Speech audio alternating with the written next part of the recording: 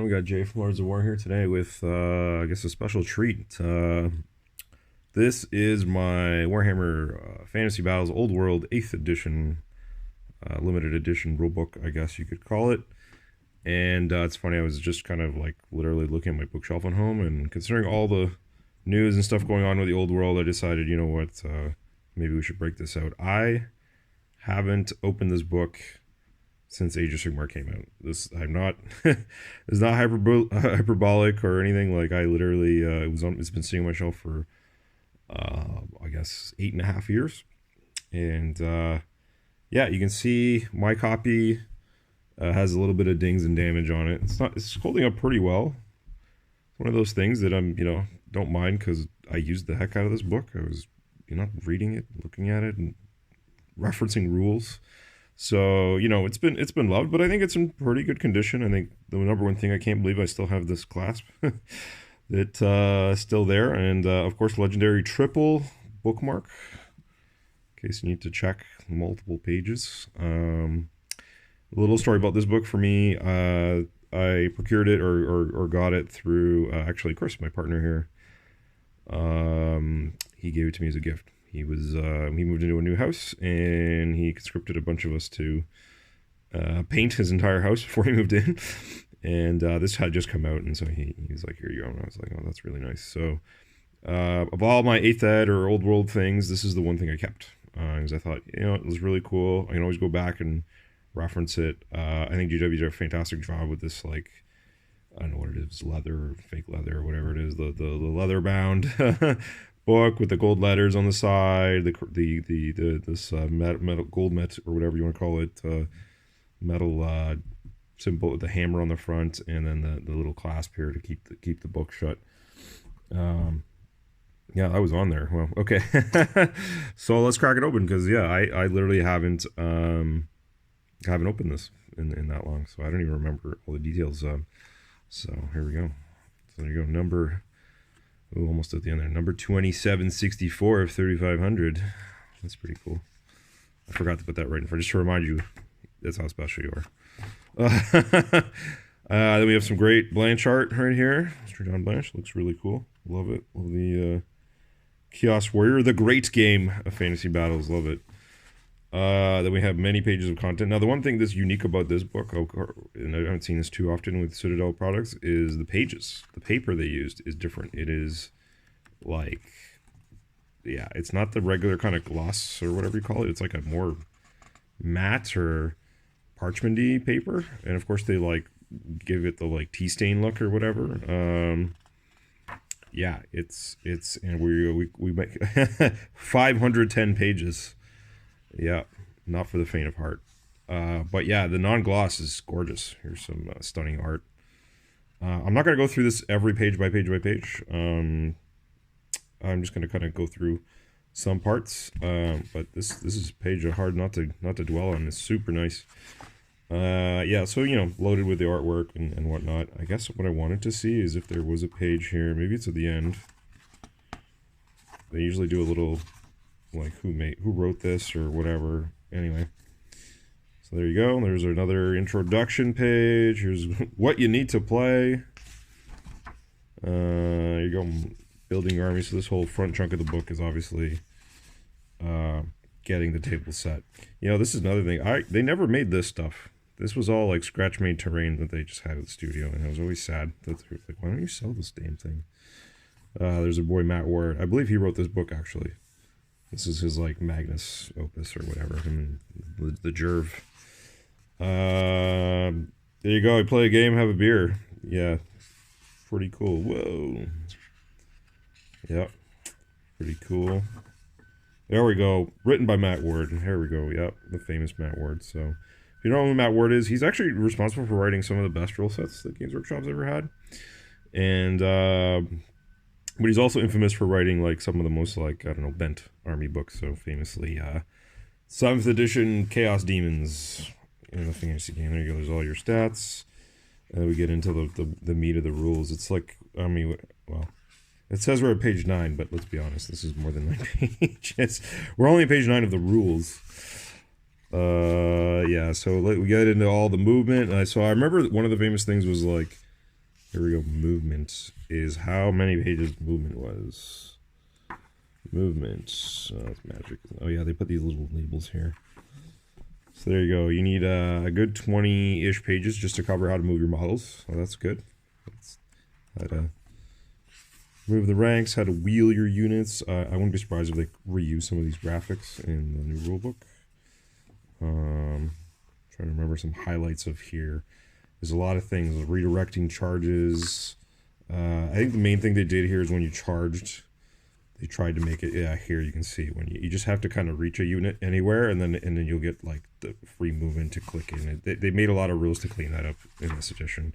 That's why I'm the most fond of this, having played several editions. This was by far the cleanest. Then we get the magic, making dice, casting, dispelling. Magic wasn't too complicated, but now that I'm going through this, there's quite a few pages. I guess they put the lores later on. Yeah, bounce spells, miscast, things like that. And we got the shooting, which is pretty straightforward. Not too bad, just some modifiers. Here's your little to wound and to hit chart, armor saves. This edition, again, was actually... I was looking at some 7th ed rules for someone not long ago, and the 8th ed rules were far, far cleaner than this ever was. Like, I can't believe how much cleaner it was. Just less, they just cleaned up. They made sure that there wasn't funny business with different bases and heroes and units and things. It just, here we go. Here's the combat phase. Who fights and how many. This is, and then you had the, like, where do you flee and how do you flee? There's always debate about, center to center and this, but this is great when units are lined up perfectly, but sometimes they're, like, on angles and things like that, and so doesn't quite work the way you think. Here's another example of how it's supposed to run away or how they're supposed to wheel and redirect. I don't know. It was clunky, to say the least, but whatever. Oh yeah, more of this stuff. Like, why don't we sell this stuff? Some guy made all this stuff. It's before 3D printers. Maybe in the back we'll find out when this book was written. There should be a copyright date or something. The special rules. The book, so 60 pages in. This is probably the part of the book that was most critical to the game. If you really wanted to, like, I don't know, have your way with your opponent, because if they didn't read all of these particular rules really specifically, this is where you got into really, how does flammable work and flaming attacks and what do they, the free reform, the fast cap. Fast cap is the thing. I don't even remember. Devastating charge. Yeah, see, like, sometimes units get this, and if you don't know what that is, you're like, because probably 3 units in the game had this. So, and how flyers worked. Yeah, lots of stuff. All of this stuff is about, like, very quick to fire. I think only skinks had that, to be honest. Very few units. Requires 2 hands. Yeah. Sea creature. Oh, God. Yeah, that's like, what was a sea creature? I mean, I know lizardmen could swim. I don't know. Yeah, more movement rules. Yeah, this, like I said, this section was like is actually the most important section of the whole book, but the least read. Because I remember people always being like, "What do you mean I can't do this?" And then we got into the monster cav. Good old Juggernaut here. Yeah, monster cav was the thing, and it's funny because AOS 3.0 is pretty much reached the same thing, which is if you put like a 4, 5, 6 wound guy as a cavalry with a great armor save and a good toughness and can just slam into. So what happens is you have these like more elite units that are like only a few wide and it's like 3 or 4 total, but they punch like they're 10 or 15 total. So they get to roll the same number of dice, but they can't, the same number of model can't fight them back. So we all always come back to this, which is pretty funny. Hydra. All right, let's kind of wrap up the rule section. Weapons, challenges, all this. Oh, there's more caveats here. What the heck happens when you fight with a monster? Issuing a challenge. Challenges were basically in combat. You can have your hero fight their hero, and if their hero declined, then he went to the back row and he didn't fight. Terrain rules. I'm hoping we get back to this at least in Age of Sigmar. I think this was the best. You just had types of terrain and had keywords, and they just did things, and you didn't roll for them, and everyone knew what they did. I like that. That was good. So yeah, fond memories. This book is really cool. Like I said, I had not seen all these. I forgot how much of this, like, oh my god, we have buildings, watchtowers. Yeah. Wizard's Tower. Sigmarite Shrine. Oh my god, of course it has rules. There we go. Now I get to choose an army. 130 pages in. Okay. Here's your, like, percentages. Looks like the new edition Old World will have something similar to this. Alliances. I don't remember using alliances, right? So Suspicious allies. Yeah. Sorry if I bumped the camera here. This is... Oh, here we have our terrain, or our famous scenarios. So there you go, classic end zones, bitch battle. I don't remember the rule with the caveats with all these, to be honest. Dawn attack, don't remember what that did. But yeah, there we go. There we had those stupid sideways terrain or deployment, like long ways or whatever. Blood and Glory was this grabbing banners. No, you had to. What'd you do? You had to do breaking equals for every 1,000 points as a breaking point. You generate a. You had to, like. Yeah, you had to kill standards. Standards, battle standards. And so you added up all your banners. So if you had. I don't know. If your total was like 8 and whatever, then I had to kill. Or get or capture, I guess 4 or 5 of them. 5 of them, something like that. So, yeah. So if you break as soon as you reach to 2, yeah. So you had to get over. So yeah. So if you have 8, I'll have to capture 5 of your banner. I think at battle standard counters 2 maybe. So if I got 5 banners, then I break you or whatever. And the famous watchtower, tower in the center. And so what the thing about this, which was ridiculous, is you could put. See how small this was. The official watchtower, which is like, I don't know, this tall, you know, and like this footprint, and it's not very big, but you could put as many guys as you wanted in there. So if you wanted to put, I don't know, 30 Saurus and their Slaying Mage Priest or whatever, they could go in there. Oh, then you get the fluff, Mr. Phil Kelly. I like that. They put rules in the beginning and then the fluff in the middle. I think that was smart. So you for ease of play. Yeah, so here we go. Here's a beautiful world map. And someone did up all the story. All right, continuing on here. All right, and then they go into the armies. Ooh, that's topical. Some nice. I'm sure this will feature in the what do we call it? I'll just call it a codex for now. The next Bretonnian codex army book. So let's see, lots of maps. Of course, this iconic art. Isles were my army. And Dark Elves too, actually. I had a lot of armies. Classic relief of the. This is what they call the Sundering. And the Isles and Dark Elves were basically when they had their civil war when split. Very interesting thing. What else? Okay, so it's all basically breaking down all the factions. The Tomb Kings. Super nice. And then we get Skaven weapons. Ogres. And then the Empire. This was probably my last big army of 8th Ed. The one I played the most at the end, towards the end.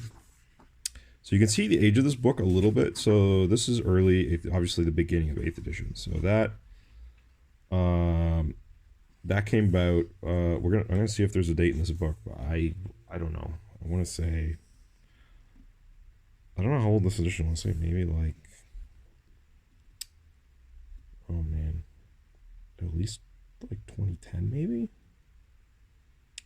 There's certain things that got heavily updated in this book. The Empire was one of them because Karl Franz got a huge new plastic model in this edition. So all these are all like still, you know, metal / resin guys from 7th edition, and then this is like a 6th ed model. Yeah. So there's some of the art in here. Oh, and they still have they have the 7th ed foot troopers. So there was the army update. The update for the Empire in this edition was him, Demigryph Knights, and I think a new Hellblaster / Rocket Storm battery, like War Machine, and Steam Tank was updated in 7th. I think that was the key. No, there's a Hellstorm there. So I think it was like him and Demigryph Knights, maybe. Yeah, maybe it was the Hurricane and yeah, the War Altar or whatever it was. Yeah. So there you go. Yeah, this guy was the 7th Ed captain. Wizard, but that was from 7th Ed. Yeah.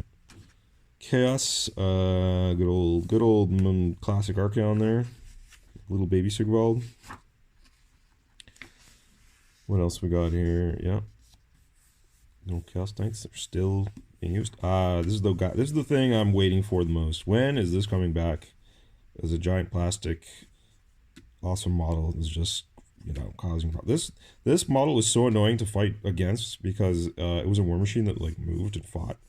So it's like shooting you with like a fairly powerful it was like a stone thrower really. It's kind of, or like a mortar. Because it kind of like did a template or whatever, and so it was like doing high strength template and blowing up units, and then it was this unbreakable demon war machine, war engine, that you could shove into enemy units, and it was like tough 6, so like most things couldn't hurt it easily, and so you're just holding things down, and it never ran away, so it was awesome, super fun. Yes, what Golden Demon was like in this era. It's pretty cool actually. With the High Elves, did he ever get a different model? No, he didn't. Well, I mean, he now has a glorious, interesting model, but no, I'm trying to remember what changed between 7th and 8th for these guys. Because I don't think either of these guys got plastic. Why the hell the Elves getting plastic this edition? Oh, that's what they got. They got. Yeah, I was playing with these guys. These guys were. I had these in my collection when I got into the hobby when it was like between 5th and 6th. So that's the era they're from, which is like 2002 or 3. So they used these models for quite a while, and they updated them. These guys, although this was a better sculpt of the Phoenix, these metal Phoenix guards were gorgeous. But anyway, they got updated, and then you got Swordmasters and Isle of Blood. So yeah. That was, and then you also got the 8th Ed update was you got a Lion Chariot, which was cool, and that could build a flying. There was also the Sky Cutter and stuff, which doesn't feature in here, which was cool. I think this is a convert. I don't even know if that might be the OG model. I feel like nope, converted. Yep. This was another common feature in everyone's army because it was like really useful. It was like guy on flying thing that was cheap, but they never really made this. You had to like buy an eagle and buy a guy and put them together. There you go, Swordmasters. Actually, these also got plastified in 8th. Yeah, this is the 6th Ed ones, which are pretty nice actually. Moving on, so this is how you can tell the eras. Same thing here. This is like all these Dark Elves are like. The Dark Elves got a huge glow up in this era too, because like these are the old Executioners, the old Warriors. Now they call them Dark Shards. Corsairs were already new in 7th. Yeah. Oh, and these things. I remember when this came out. I worked at a Games Workshop when these came out, and everyone was blown away because the Cold One itself, the guy Jess Goodwin, the famous sculptor for GW, he literally sculpted, like, these are not digitally sculpted. He like made a skeleton out of like, you know, wires and various clays and putties, and then he built muscles and scales. That's why they have these such great natural look to them. Yeah, they were incredible. That was really cool. Then we had the Wood Elves with their like wacky Hawk Riders and Treekin. What is this? What? I hated these things. Like, just from a model and hobby perspective, just these little arms would break off all the time, and I get it. It's a walking fighting tree. But anyway, new Sylvaneth is much better. Yeah, there's your Orion. And yep, this was I bought this dragon for my High Elf army at the time because I liked the pose better. Back in the early 2000s. Anyway, I had to, another dumb story, because I was like 15 or whatever, and I had to work a really crappy shift at a local basically like the local Home Depot or Canadian Tire would have like, once you'd have like seasonal things where they're like selling topsoil or whatever, and they needed the local kids for like min wage to come and load them into people's trucks. So a guy would roll in with his F-150 and be like, I need 100 bags of soil, and you're like, okay. Anyway, I got like, I think for 8 hours I got like $60, just enough to cover this stupid model. Anyway, good old vampire wing. Yeah, very cool. Still the same graveguard today. Moving on. Also, the first time everyone gasped, $110 in 2006 or whatever, whenever these came out. Really nice though, but that was a shocker. Not a shocker anymore. Remember when this was the Vermin Lord? Dwarfs. They got a huge update in 8th. Yeah, all of this got plastified. Warriors, breakers. Well, warriors already plastic, but hammers, barn breakers, longbeards. They all got plastified. Oh yeah, that guy was cool. Oh, and these guys. This Black Horde unit was hot. They were still being used till this day as what we call art boys. I'm painting this model. Very cool. Yep. And 2 kings. There you go. In their heyday. This was probably their best edition ever. I'm not even joking. They were powerful. So whenever people are like, oh, Tomb Kings weren't good, they need an update. And I'm like, no, they were good, man. They were good. This is also before they got their big 8th update, because this guy was replaced with like a big plastic thing. Then the Brett's the longest unupdated book in Warhammer like history. But I don't know, that's my joke. All of this was the same since 5th and 6th or whatever. I think it was 6th. So it was like a decade. Well, now it's obviously longer, but they reused the exact same kits and everything. They got not even a new book. Their 6th ed book was still the book in 8th ed. There you go. Ogres also have gotten very little. Have fun building this in metal. Demons. Hey. That's pretty cool. So glad they updated almost all of this. Although these were pretty good sculpts too. Actually, I think these were better than the new ones. I don't want to, well, someone's going to be like, those are the new ones. I don't know. And Skaven is also needs. They got a lot of new stuff in this. They got this thing that was 7th. They got some stuff. They got the here's your lizardman. Yeah, I know I wasn't supposed to dwell on some of these pages, but hard not to. Yeah. And then anyway, and then the back half here we get into some building and painting, basing, things like that. It's supposed to be magic lores in here somewhere. Yep. I tried to build my own version of this. It was a lot of work and didn't look nearly as good as this. But there you go. I got inspired in that. It didn't quite work out. Damn you. I don't even know. We must have skipped the magic lore pages because yeah, they should be somewhere in here. Here we go. This is cool too. You got like campaigns, I guess, narrative stuff. Oh, what is this? Oh, this is cool. Foldouts. Yeah, it's probably like a Warhammer World thing they did. I forgot this was even in here. Okay. Oh no, here's the lores. Way at the back. Why isn't it with the magic? No one knows. No one knows. Bestiary. I guess for ease of play, you can just fly, just zip to the back. So there you go. There were your lores. These became the realms in Age of Sigmar, which is kind of cool. That's where all the magic comes from. And you got your spells. This was a big part of the game that can't be understated. This was the addition of like mega spells, and depending on the lore, fire was not too bad. Although this was a pretty ridiculous spell. You cast it on a unit and they burn, and then anytime they move, everyone burns. So pretty annoying. This was like if you cast this on a unit of elves, they just freaking died. Also super good. The rest of this was like okay.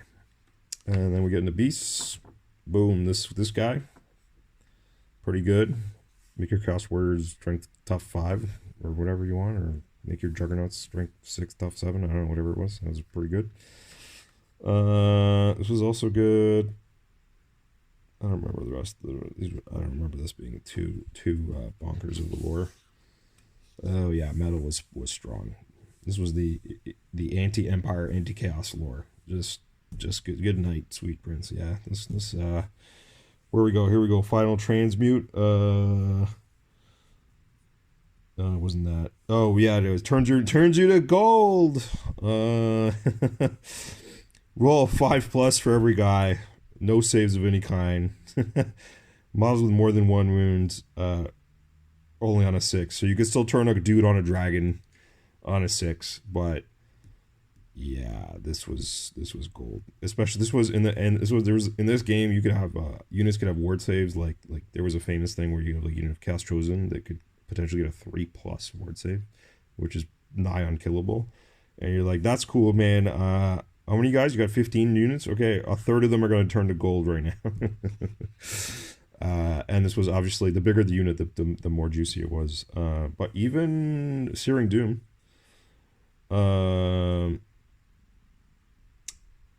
it just did hits. What is it, hits? I think it just, I don't think you got a save from this. Yeah, save can't, yeah. From the Lord, you don't get saves, and they count as flaming. So if you wanted to get rid of a steam tank, you could just like 2d6, take 2d6 wounds, and that was signature spell, so you always got it. There's also like bone buffs, and yeah, it was pretty good. Oh, you could also neuter a unit. Light, good old Chems, burning. This whole lore was just fire as well. Foz was good, minus to hit, speed of light, Wem skill initiative 10, light of battle. What is it? You just rally. Net was annoying. God, good old banishment. If you're a demon, you just take it in the rear end. You don't get banished. Oh, you get to. They have to reroll saves against this. Yeah. Oh, the strength was equal to 4 plus the number of wizards. Oh my god. Yeah. So you get all the wizards take this lore, and then it just gets stronger. And then you have time warp. What is the? Oh, double move, extra attack, ASF. Yeah, this was also throw that on your unit and just go to town. Life, another great lore. Just add your toughness. Heal guys. Ah, the Dwellers. This was a spell that made people quit the game because it was frankly stupid. Yeah, you what do you do? Every model in the unit pass a strength test or be slain. There you go. So, are you an elf or a human or a goblin? Yeah. You got 20 dudes in there. 50-50. There's a good way to half a unit. Yep. This was Throne of Vines was also great. Heavens, got the good old Comet. The Thunderbolt. Yeah, this is like an okay. It was okay. Shadow. Very good lore. Got your pit. This was great against all the monsters and things. It was low tough. Mind Razor. Oh, here we go. Models in the unit use their leadership instead of strength. Also, yeah, you fire that up on a unit of guys that rolls a lot of dice, like Dark Elf Corsairs, who rolled like 4 dice a guy, and you just annihilated units. This was the sneaky good. People were like, "Oh, what's that do?" And you're like, "Well." Also really good. Screws up units. Yeah, very good lore. Feebling. Then we got your death with your purple sun, the other tough duster die, I believe. And it was like a thing that floated around and just, yeah, this you could just destroy an entire ogre army with one swipe of that. Doom and Darkness was also big, negative to their leadership. Spear Leech, yeah, this was a great lore. We got your magic items. So these were like generic items, so things like giant blades, etc. The good thing about a thing like giant blade is you didn't fight last, so that was cool. Arcane items, magic, and then back to the back. Oh, here we go. And this was 2009. Yep, there we go. So this edition got a good, well, about 6 years. Pretty cool. So anyway, I hope that was entertaining, and I hope you enjoyed my copy of the special edition Warhammer 8th edition rulebook. Like I said, you can see the way the paper looks is unique. And anyway, yeah. Comments, questions, things that you liked in here that maybe you'd like to see in the next one, in the next edition, I guess, of the Old World coming. I don't know if that keeps you excited. I think sometimes people watch our videos and think that Chris and I are like anti Old World, but no, we thoroughly played the absolute heck out of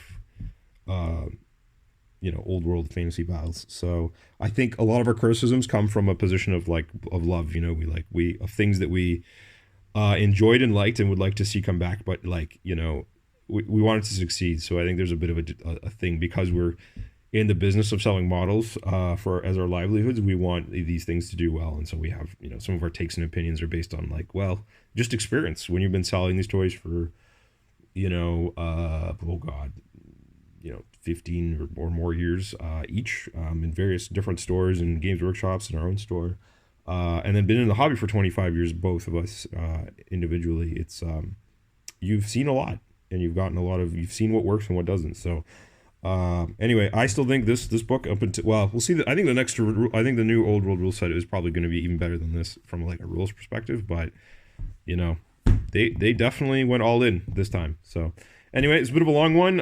It's split into little two pieces. So if you find in the middle of the video, there was in the previous video or this video that I'm making, there's a little blip. That's because I was interrupted briefly. But anyway, until next time, thanks so much.